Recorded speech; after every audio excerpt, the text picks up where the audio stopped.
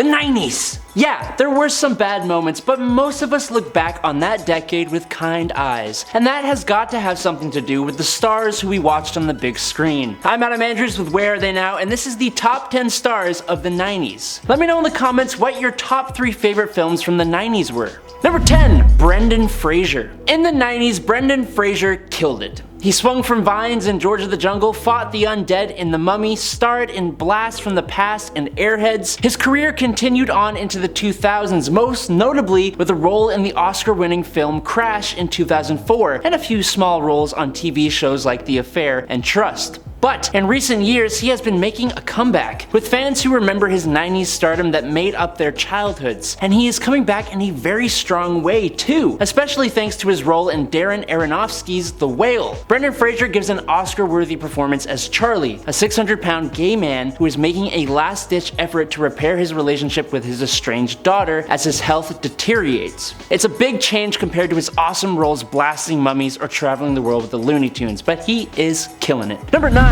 Will Smith. Will Smith hit the 90s decade off with a bang when he starred in The Fresh Prince of Bel-Air that ran from 1990 to 1996. This launched both his music career and, more notably, his movie career with films like Bad Boys in 1995, Independence Day in 1996, and of course, Men in Black. But Smith is one of the few A-list 90s stars who have managed to maintain a consistently successful career. Through the 2000s and 2010s, he has had some truly amazing roles in films like Ali, Pursuit of Happiness, I Am Legend, 7 Pounds, and big films like Aladdin and Suicide Squad. Smith also married Jada Pinkett Smith, and their 2 children, Willow and Jaden, are as famous as their parents. Unfortunately, his career is in a bit of a limbo since the infamous Chris Rock Oscar slap. He is still releasing movies though, like Emancipation, which may be another Oscar-worthy performance, though he probably won't be winning any Oscars for a while thanks to his own actions. Number 8, Whoopi Goldberg. Whoopi Goldberg was obviously big in the 80s too, especially with her role in The Color Purple, but I think a lot of us can argue that Whoopi Goldberg's career really took off in the 90s with roles in movies like Ghost, Sister Act, Eddie, How Stella Got Her Groove Back, The Lion King, not to mention her talk show, The Whoopi Goldberg Show. Whoopi also made history as the first black woman to win the Academy Award for Best Supporting Actress for her role in Ghost. She still maintains an extremely successful career today as an actress and co-host of The View. She's appeared in a few TV shows like Glee, The Middle, as well as in The Stand, and she reprised her role for the 2nd season of Star Trek Picard, but she needs to be in more. Number 7, Tia Carrere.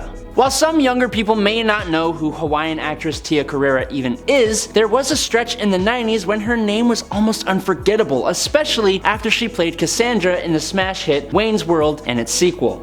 She was funny, charming, and sang her character's own songs in the film. This broke her out and paved the way for her subsequent roles in Rising Sun and True Lies, and moving into the 2000s, she was also in Lilo and Stitch. Nowadays, she has kind of disappeared. If you are younger, you might possibly remember her on RuPaul's 2020 Netflix show AJ and the Queen, which Carrere co-starred in before it was cancelled. Other than that, it's mainly been small roles in TV shows and a few celebrity appearances as herself on shows like Dancing with the Stars and The Celebrity Apprentice. Number 6, Jim Carrey. Jim Carrey almost needs no introduction. The Canadian-born actor was at one point the highest-paid actor in Hollywood. The 2-time Golden Globe winner rose to fame as a cast member of the Fox sketch comedy In Living Color in 1990, which led him to his real breakout roles in Ace Ventura: Pet Detective, Dumb and Dumber, and The Mask, all 3 of which in 1994. He went on to star in a bunch of movies, but really switched up his style with 1998's The Truman Show, which took people by surprise, showing that he had the skills to really give a sincere performance, which won him a Golden Globe but no Oscar nomination, which kind of ate away at the actor. He has proven himself to be capable of comedy with The Grinch and Bruce Almighty, but he can also pull off some serious stuff with movies like Eternal Sunshine of the Spotless Mind. He has taken a bit of a break from acting, focusing more on his painting and other projects like documentaries, a book he wrote, and he frequently produces. He recently appeared in the Sonic the Hedgehog movie as Robotnik, and he's been very open about his struggles with depression. Number 5, Winona Ryder. I know, Beetlejuice and Heathers were released in the late 80s, but outside of those 2 hits, when I think of Academy Award nominated and Golden Globe winning supporting actress Winona Ryder, I think 90s. Edward Scissorhands, Dracula, Little Women, The Age of Innocence, Girl Interrupted, hell, even Alien Resurrection all came out in the 90s, not to mention all the other smaller films she was in during the decade. And she didn't really stop going into the 2000s. She slowed down a bit, especially around 2001 when she was arrested for shoplifting $5,500 worth of clothes from Saks Fifth Avenue, but now we have Stranger Things, which started in 2016, putting her right back in the light where she very much belongs and getting her nominated for a Golden Globe. Number 4, Wesley Snipes. Although he really started in 1986's Wildcats, Wesley Snipes was a star of the 90s through and through, with a ton of success with roles in films like Jungle Fever, White Men Can't Jump, King of New York, New Jack City, Sugar Hill, and Demolition Man. But let's be honest, when you think of Wesley Snipes, you think of his role in Blade and its sequels, which cemented his A-list status and earned him a star on the Hollywood Walk of Fame. Although he did have a few roles of note in the 2000s and beyond, he has largely disappeared from Hollywood. However, Snipes may still make a comeback if he wants to, especially with his role in Dolomite Is My Name in 2019, which was really good and scored him some great reviews. Number 3, Antonio Banderas. Though getting his start in Spain, Antonio Banderas gained international recognition thanks to his work in the Academy Award nominated film Woman on the Verge of a Nervous Breakdown in 1988. Now this led to him moving into more roles in America, and in 1993, Banderas shot to international fame with his performance as the lover of Tom Hanks' character in Philadelphia, which helped him to then play opposite Tom Cruise and Brad Pitt in Interview with the Vampire in 1994, and established his leading man viability in 1996's Evita.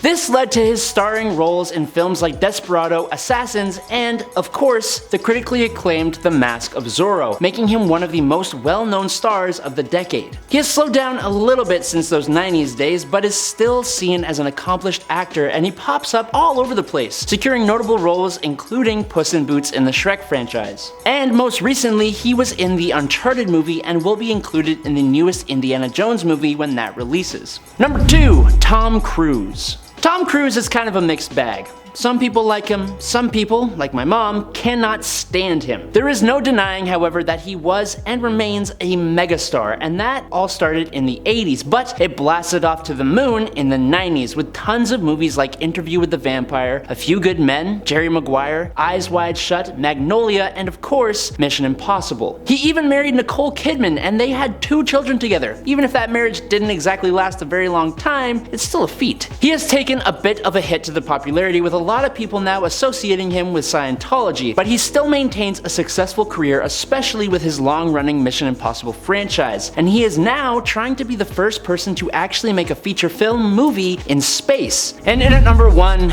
is Brad Pitt. Brad Pitt, like a lot of people on this list, isn't really in need of an explanation. You know who he is. He was and is one of the biggest names in Hollywood. Brad Pitt really rose to stardom with his role in 1992's A River Runs Through It, which subsequently led to Interview with the Vampire, Legends of the Fall, and Seven, making him one of the biggest names and putting him on top of the world, where he still remains. His other films of note from the 90s would be 12 Monkeys, 7 Years in Tibet, Meet Joe Black, Snatch, oh, and I guess I should mention Fight Club. He was famously married and famously divorced from Jennifer Aniston, and then again famously married and famously divorced from Angelina Jolie, which in my opinion was the more upsetting of the two. There was a lot of drama from both of those though. Career-wise, he is still killing it. He won a recent Academy Award for Best Supporting Actor for his role in Once Upon a Time in Hollywood. His Plan B production company also gave us films like Moonlight, 12 Years a Slave, and other award winners. That's all the time I've got for you all today. I'm Adam Andrews with Where Are They Now, and toodles.